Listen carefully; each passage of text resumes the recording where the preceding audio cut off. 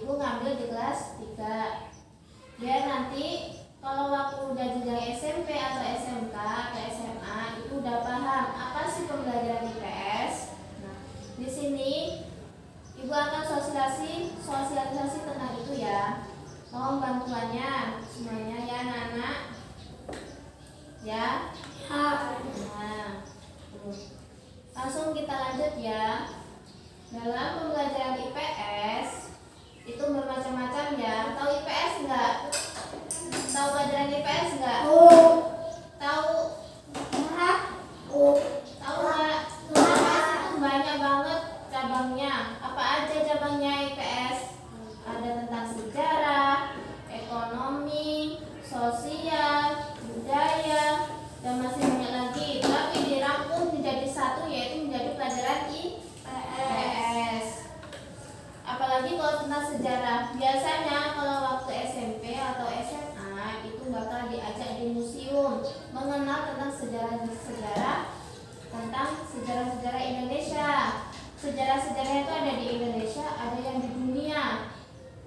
Udah pernah di museum belum? Belum. Udah pernah museum yang di Lampung? Udah pernah belum? Belum. Besok kalau udah SMP atau SMA pasti akan diajak di museum. Apalagi kalau di SMA itu ada 2 jurusannya, IPA sama IPS. Kalau masuk IPS pasti bakal diajak di museum untuk mengenal sejarah-sejarah Indonesia. Kalau udah kuliah itu bakal mengenal tentang sejarah dunia. Sejarah dunia itu luas, semua dunia semua yang ada di Asia Tenggara bakal mempunyai sejarah masing-masing. Kalau Indonesia mempunyai sejarah tentang apa? Kayak dinosaurus, terus apa lagi? Di museum. Ibu pernah berpengalaman di SMK ya. Di SMK itu waktu menuju museum, di situ ada tentang hewan dinosaurus yang tulangnya diawetin, jadinya tinggi banget. Di situ ada beberapa, ada batu-batuan, ada peninggalan sejarah seperti peso atau kampak atau batu atau hewan-hewan langka seperti itu. Ular, di situ nggak ada ular. Nah, tahu nggak sih nilai itu apa? Apa? Nilai itu apa nilai? Biji. Oh, ada yang biji kacang. Nilai itu merupakan ukuran tentang baik buruk, tentang tata laku yang telah mendalam dalam kehidupan masyarakat. Nah, maksudnya gini, nilai itu kalian semua ini mempunyai nilai tersendiri-sendiri. Contohnya seperti ini. Namanya siapa? Namanya Syifa. Syifa itu mempunyai nilai sendiri. Apa sih nilainya? Contohnya seperti ini. Syifa itu rajin. Oh, berarti kita mempunyai nilai plus ke Syifa tentang rajinnya. Contohnya siapa namanya? Adri. Adri mempunyai nilai sopan. Berarti kita mempunyai nilai plus sopan kepada Adri. Nah, nilai itu tentang tingkah laku yang baik atau buruknya. Contohnya si Dava ya namanya. Si Dava mempunyai nilai kurang terhadap kedisiplinan. Jadi kita mempunyai nilai Dava itu kurang disiplin. Jadi kita harus gimana caranya Dava itu disiplin. Terus sikap itu apa sikap? Sikap kita selalu dalam kegiatan sehari-hari mempunyai sikap. Sikap itu apa sih? Sikap apa sikap? Gak tahu. Sikap adalah sebagai keadaan yang ada pada diri manusia yang menggerakkan untuk bertindak. Sikap menyertai manusia dengan perasaan-perasaan tertentu dalam menanggapi objek dan semua itu terbentuk atas pengalaman. Jadi, sikap itu tindakan kita terhadap nilai. Contohnya tadi ya, Adri itu orangnya sopan. Nah, sikap kita ke Adri itu gini, kita memujinya. Ya ampun, Adri itu sopan banget kalau sama orang tua. Adri itu sopan banget banget sama teman-temannya. Kita bersikap sama Syifa, oh Syifa itu rajin, Syifa itu rajin dalam hal semuanya. Jadi kita mengujinya. Ke Dava tadi nilai kurang tentang kedisiplinan. Kok Dava kurang disiplin ya? Kenapa? Gitu. Jadi sikap kita tuh sikap bertindaknya kita terhadap nilai kepada orang lain. Nah, selanjutnya IPS di SD itu sebagai pendidikan nilai, education. Yang pertama itu mendidik nilai-nilai yang baik yang merupakan norma-norma keluarga dan masyarakat. Nah, nilai-nilainya itu ada di keluarga, ada di masyarakat. Contohnya yang di keluarga, kita harus memandang baik kepada semua anggota keluarga kita, entah itu saudara, ibu, bapak, atau adik atau kakak ya. Selanjutnya memberikan klarifikasi nilai-nilai yang sudah dimiliki siswa. Yang tadi ya, siswa masing-masing siswa ini punya nilai dan sikap yang berbeda, yang berbeda-beda. Enggak semuanya sama ya.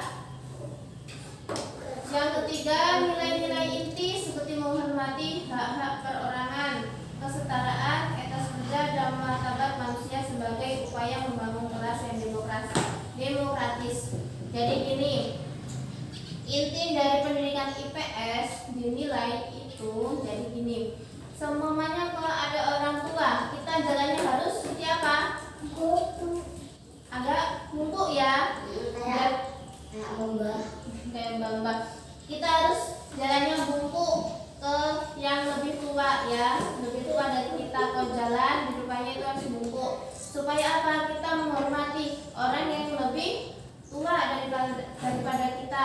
Terus Abu punya pendapat. Nah, Adri itu harus menerima pendapatnya. Kalau sebenarnya Adri tidak cocok dengan pendapatnya Abu, itu harus dibicarakan secara baik-baik, nggak boleh secara marahan. Nah, jadi semuanya kalau ibu kasih tugas, kalau semuanya dikasih sama tugas sama ibunya ibu gurunya, itu suruh cari pendapat tentang ini dan ini. Contohnya seperti kerja kelompok ya.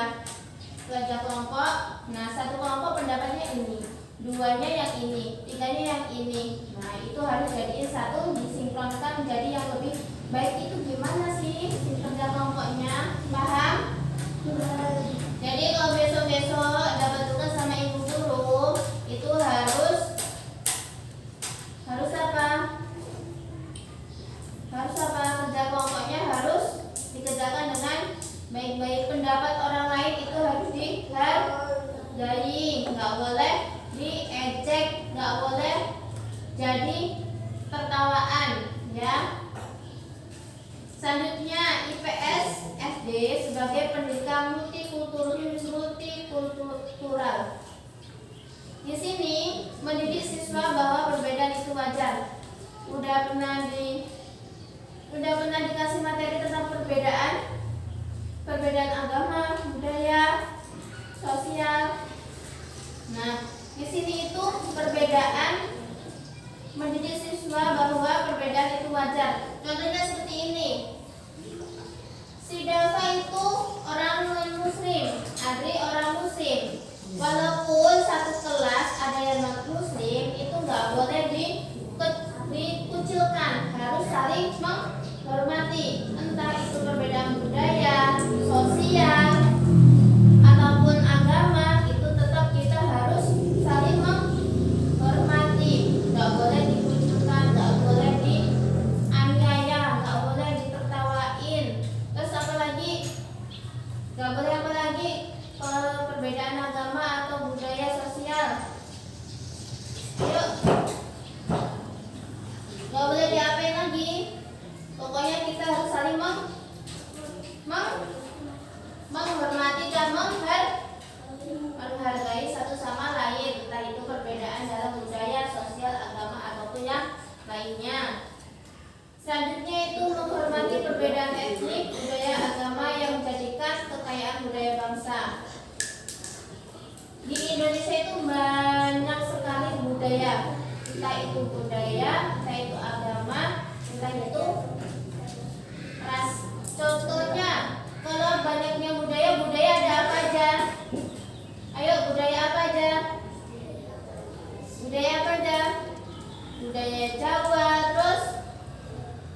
budaya Lampung. Terus budaya apa lagi? Ada Lampung, ada Jawa, ada Sunda, terus ada banyak lagi ya. Nah, kalau perbedaan agama itu ada berapa macam di Indonesia? Ada Islam, Katolik, Kristen, Hindu ya, Hindu, terus Buddha, ada juga Portugis, ada juga Portugis itu. Jadi ada Islam, ya, ada Islam, Kristen, Katolik, Buddha, Hindu. Kalau agama Islam itu cara berdoanya dengan cara sholat. Kalau Kristen itu sama Katolik di gereja ya. Terus kalau Buddha itu di mana? Di pura. Kalau yang Hindu juga di kuil, bisa di kuil, bisa di pura ya. Itu.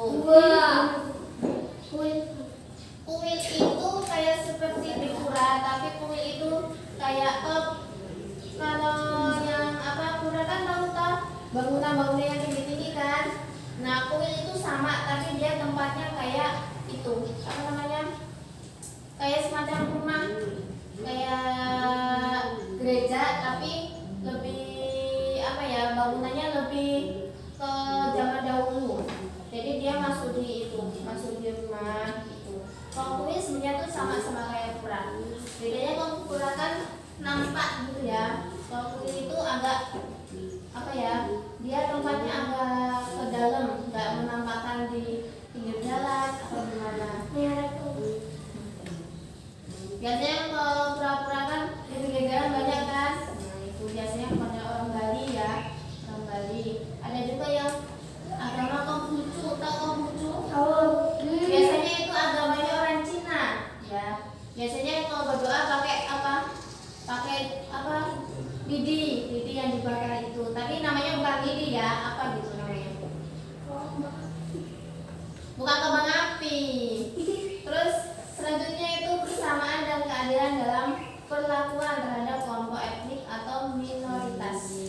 Yaitu yang bersama dengan walaupun berbeda-beda tapi tetap harus adil satu sama lain. Contohnya, Adri itu sama Adri punya makanan, itu harus adil. Entah itu terdakwa yang non Islam atau sama Abud yang Islam, itu harus tetap adil ngasih makannya, nggak boleh berbeda. Contohnya kayak gini, karena sesama Abud sama Adri itu sesama Islam, jadi Abud yang dikasih makannya lebih banyak, terdakwa enggak, cuma dikit.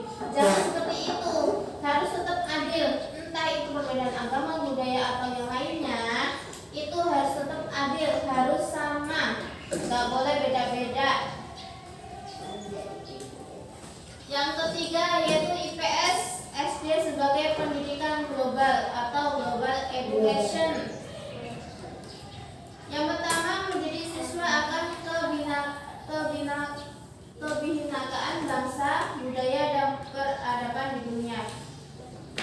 Udah hafal kan Pancasila? Udah. Pancasila itu punya semboyan yaitu Bhinneka Tunggal Ika, yaitu artinya berbeda-beda tetapi tetap satu. Tuh udah diartiin sama Bhinneka Tunggal Ika. Jadi walaupun berbeda-beda itu tetap menjadi satu, walaupun itu berbeda-beda budaya, agama, ras atau apalagi banyak ya, itu harus tetap satu perasaan, satu keadilan, nggak boleh berbeda-beda. Apalagi kalau sesama teman ya, nggak boleh dibeda-bedain. Selanjutnya, menanamkan kesadaran ketergantungan antar bangsa. Jadi kita harus sadar kalau kita mempunyai bangsa yang sangat banyak, bangsa yang sangat-sangat banyak banget sekali kebudayaan ya. Indonesia itu paling banyak sekali budayanya, baik itu di agama, di budaya atau di ras, itu banyak sekali. Selanjutnya itu menanamkan kesadaran semakin terbukanya komunikasi dan transportasi antar bangsa di dunia. Contohnya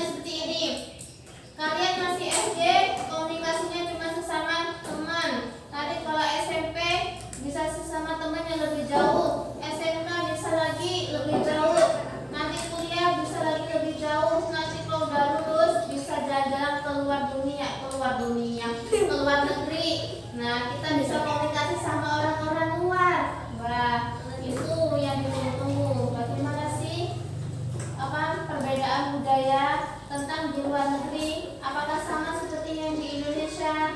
Saling menghormati, saling menghargai? Iya, biasanya di luar negeri itu pakai bahasa Inggris. Jadi kalau SMP, SMA, kuliah itu bahasa Inggrisnya yang benar. Biar apa? Biar bisa ke luar negeri. Coba kalau di luar negeri masa pakai bahasa Inggrisnya orangnya nggak mudeng, ya. Jadi pakai bahasa Inggris. Di Malaysia, Filipina ya? Iya, Sairi. Filipina itu pakai bahasa Melayu. Kadang juga mayoritasnya pakai bahasa Inggris, nggak pakai bahasa Melayu juga. Melayu itu. Tahu Filipina kalau ngomong gimana caranya? Itu bahasanya pakai bahasa Melayu ya. Kalau bahasa Inggris ya udah tahu ya bahasa Inggris itu gimana. 1, 2, 3 gitu. Terus selanjutnya mengurangi kemiskinan, kebodohan dan kerusakan lingkungan. Kenapa sih IPS itu harus ada di pelajaran kita? Tahu nggak? Kenapa IPS itu harus ada? Kenapa? Karena IPS itu mengurangi kemiskinan. Kenapa mengurangi kemiskinan? Karena IPS itu mencakup tentang ekonomi. Nah, jadi di pelajaran IPS itu ada ekonomi yang harus banyak ekonomi yang harus pesat itu gimana caranya biar Indonesia itu lebih jaya itu gimana ekonominya. Terus mengurangi kebodohan. Di pelajaran IPS itu juga mengurangi kebodohan karena apa? Kita bisa mengenal tentang sejarah, ekonomi, budaya, terus apalagi sosial. Nah, itu kita bisa mengurangi kebodohan itu. Jadi kita harus paham walaupun cuma sedikit-sedikit ya. Itu harus paham tentang pelajaran IPS. Selanjutnya itu mengurangi kerusakan lingkungan. Kenapa mengurangi kerusakan lingkungan? Padahal IPS padahal pelajarannya IPS. Kok bisa mengurangi kerusakan lingkungan? Karena apa sih? Karena apa? Kok IPS bisa mengurangi kerusakan lingkungan? Karena kita bisa tahu bagaimana cara kita menjaga lingkungan kita, entah itu di lingkungan sekolah, di lingkungan rumah, di lingkungan yang lainnya ya. Ya Rehan ya. Iya. Jangan bersendiri. Perhatiin ibu dulu. Contohnya, bagaimana cara kita menjaga lingkungan sekolah? Dengan cara gimana? Dengan cara gimana? Bersih-bersih. Ada jadwal piket antar kelas. Itu bersih-bersih. Juga ada kadang kalau ada kegiatan mau lomba-lomba atau apa kan mesti ada bersih lingkungan sekolah. Nah, itu kita bisa menjaga lingkungan sekolah, tidak merusak lingkungan sekolah. Contohnya jangan sampai membuang sampah sembarangan, itu merusak lingkungan. Selanjutnya, pelajaran nilai dan sikap pada IPS itu bertujuan untuk membina dan mengembangkan sikap mental yang baik. Bagaimana sih sikap mental yang baik itu? Sikap penghargaan terhadap setiap manusia yang tadi ya, kita harus saling menghargai dan menghormati sesama lain, maksudnya sesama orang lain ya, entah itu dari orang tua, teman sendiri, kakaknya atau yang lain yang lebih tua ya. Selanjutnya itu sikap dengan rasa jujur, adil, suka mengabdi, ramah, setia, sopan dan tepat janji. Contohnya sikap rasa jujur. Tahu jujur nggak? Jujur itu seperti apa?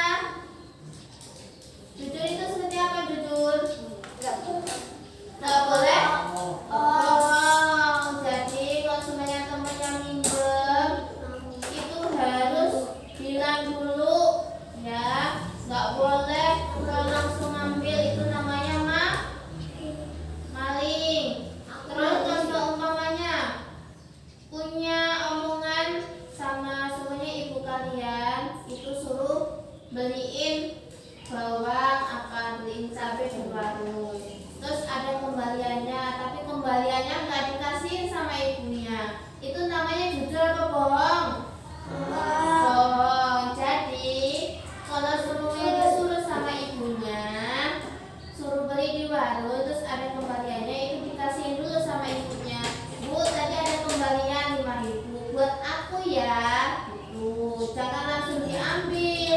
Kalau langsung diambil namanya bohong. Berarti bukan punya rasa yang jujur. Terus berlaku adil. Nah tadi ya harus adil sesama teman. Nggak boleh saling menyakiti. Harus ramah. Ke setiap orang ya. Ramah itu gimana ramah? Itu ramah. Ramah itu gimana? Ramah itu harus saling menyapa satu sama lain. Jadi kalau ketemu temennya atau ibu gurunya itu harus saling menyapa. Contohnya kalau menyapa gimana? Kalau sama guru gimana? Bu, ini apa kabar? Gitu. Kalau sama temennya kan lebih akrab ya. Caranya manggil temennya, Syifa bagaimana kabarnya? Itu namanya menyapa, ya. Contohnya terus sopan, tahu sopan kan? Ya tadi ya, kalau di depan orang tua wajar harus menunduk dan tepat janji. Contohnya kalian mempunyai janji sama temennya itu harus tepat janji. Contohnya jam 5 ya jam 5, jam 3 ya jam 3. Itu kenapa ngobrol sendiri? Taufik, Jafar, Rehan. Terus yang nomor 3 itu sikap demokratis dan menghargai gagasan orang lain serta hidup bersama orang lain yang berbeda. Jadi harus menghargai gagasan orang lain, entah itu orang lain ataupun teman kita sendiri ya, keluarga kita sendiri itu harus saling menghormati gagasan orang lain. Jadi bagaimana udah paham belum tentang penanaman sikap dan nilai terhadap pembelajaran IPS di SD? Tadi contoh menghargai dan menghormati terhadap yang lebih tua gimana? Kalau jalan bungku di depannya, terus apa lagi? Terus apa lagi? Kita harus saling menyapa satu sama lain ya. Nggak boleh cuek-cuekan. Terus harus menghargai gagasan orang lain ya. Entah itu pemikiran 1, 2 atau 3 itu harus diterima dulu, baru habis itu kita bicarain bareng-bareng bagaimana bagusnya kita ambil dan yang buruk kita buang. Udah paham? Udah paham? Bagaimana? Biasanya nanti kalau udah SMP atau SMA itu kalau waktu jalan-jalan biasanya kalau SD sebenarnya ada ya jalan-jalan ya, karena kondisinya seperti ini jadi jalan-jalannya ditunda. Biasanya kalau jalan-jalan itu kita diajak ke museum ya, tadi ibu itu ya ceritain kalau di museum itu ada peninggalan sejarah tentang Indonesia ya. IPS tadi mencakup apa aja? Pembelajaran IPS tadi ada sejarah, terus ada apa lagi? Tentang budaya, sosial, ekonomi, antropologi, dan lainnya banyak sekali. Itu kenapa? Udah paham semuanya? Benar? Berarti kalau udah naik kelas, biasanya di kelas 4, 5, 6 itu ada pelajaran IPS-nya. Biasanya ada di buku tema. Nah itu harus paham tentang pembelajaran IPS. Jadi kita harus menanamkan nilai sikap dan nilai pendidikan yang baik atau yang buruk. Kita harus menanam nilai baik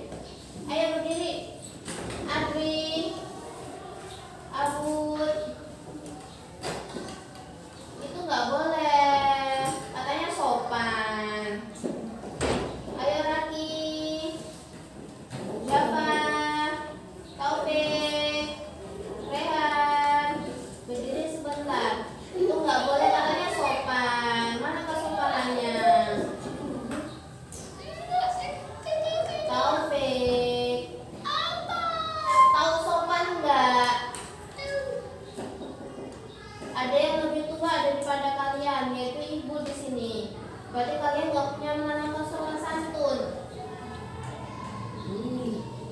Udah siap? Udah pernah diajarin tentang tepuk tangan yang kemarin?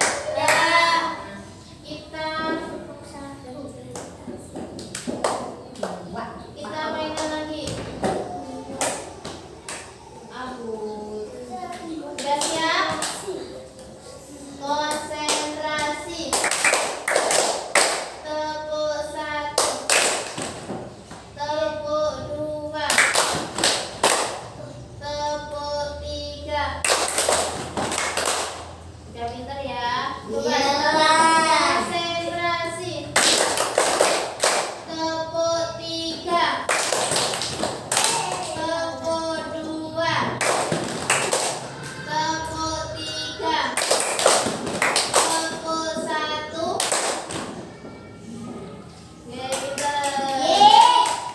Yang ini konsentrasi ya, masih konsentrasi. Udah, sekarang boleh